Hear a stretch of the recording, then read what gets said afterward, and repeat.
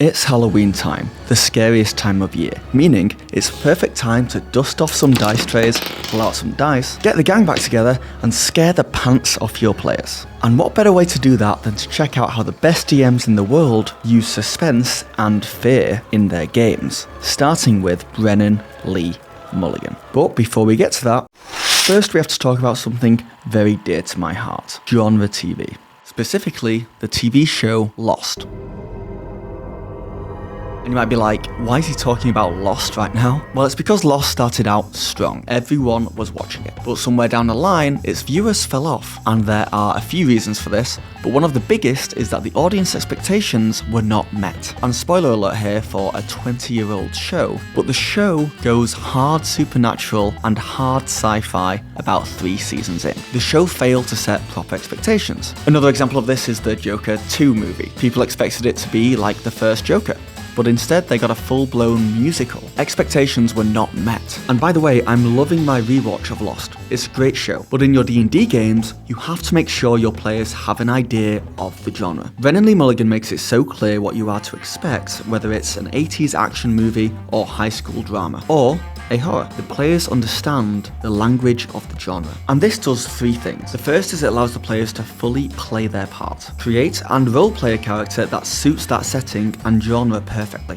which means themselves and everyone else around the table get immersed more. The second thing it does, for horror games at least, is it allows your players to put themselves in a position where they can allow themselves to get scared more. A jump scare in a horror movie will cause someone to actually jump with fear, but a jump scare in a comedy movie will make people jump still, but with surprise. It's not really the effect you want. And the third thing that making sure your players know the genre and feeling of the game does, is allow you to have exceptions. Brennan does this so well, but rarely. You can play against your own game's genre. Having a creepy scene in a fun comedy game can really make it memorable. Or in your scary horror game, having a heartwarming emotional moment can really leave an impression on your players. You have to choose a genre. Make sure your players know what it is and then stick to it. Mostly. And it's especially important when it comes to horror, because just the mere idea that your players are in a horror game, just like the mere idea that someone is watching a horror film, makes them build suspense in their own minds. They start expecting something scary around every corner, and that is what you want. So tell your players you're running a horror game, or that the next few sessions are intended to be scary, and honestly, your players will just start scaring themselves. Another thing Brennan Lee Mulligan does really well is... What is that? It's my closet.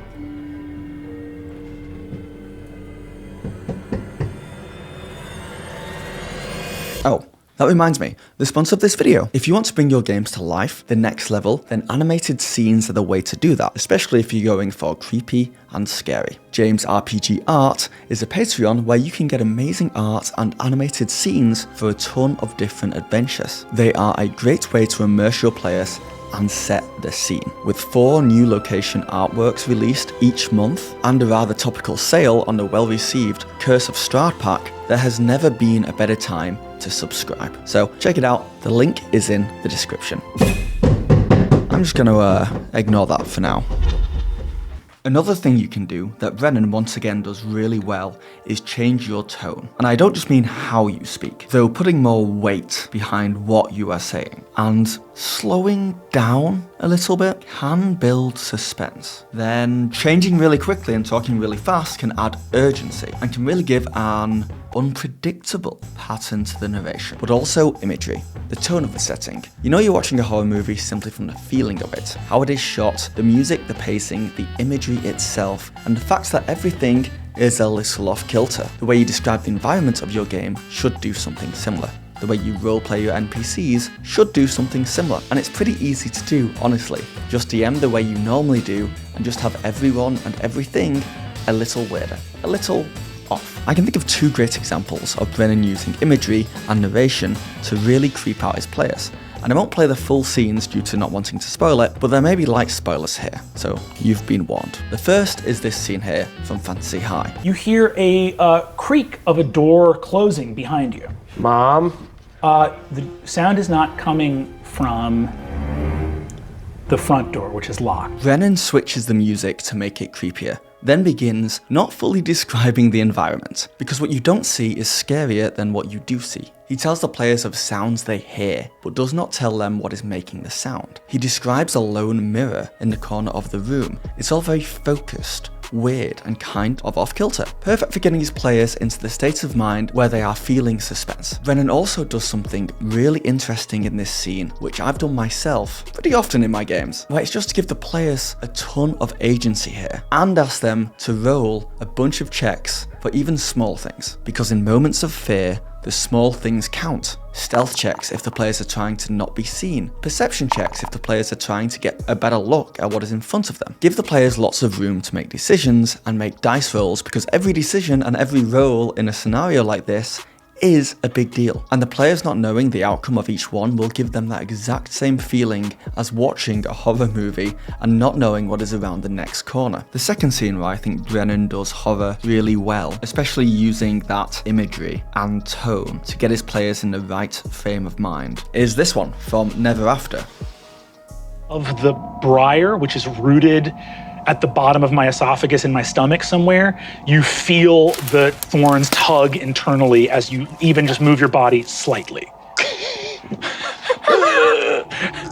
It's actually body horror. He has his player, Siobhan's character, wake up with vines and spikes wrapped all around them, and going inside their mouth and down their throat. That's extreme, but it sets the scene instantly. Not only that, but when the character moves, they take damage. You take only a single point of damage. The most uncomfortable feeling is the feeling not even of the thorns, which of course are painful, but it's the feeling of the roots at the bottom of your stomach. Okay.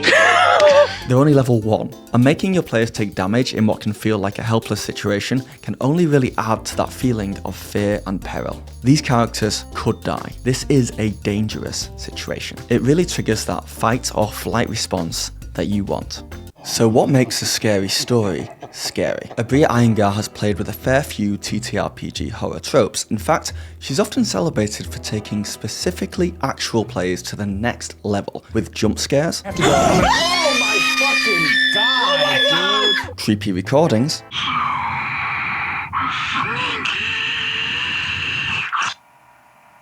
Goodbye.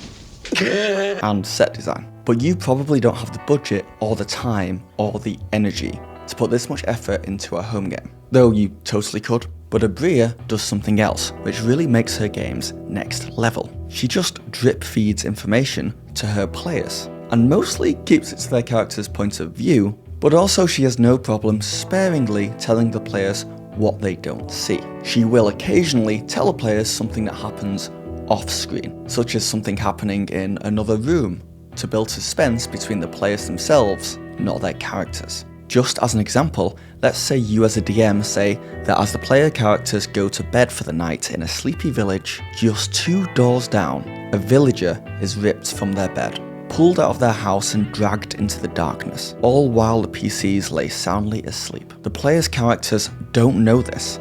They wake up happy-go-lucky, but the players themselves know there is something sinister going on. They don't know what, they don't know why, but they know there is something dangerous on these streets at night, and that ups the creepiness of the entire game. It also really helps with engagement, by the way, because stuff like that will make your serial phone user look up.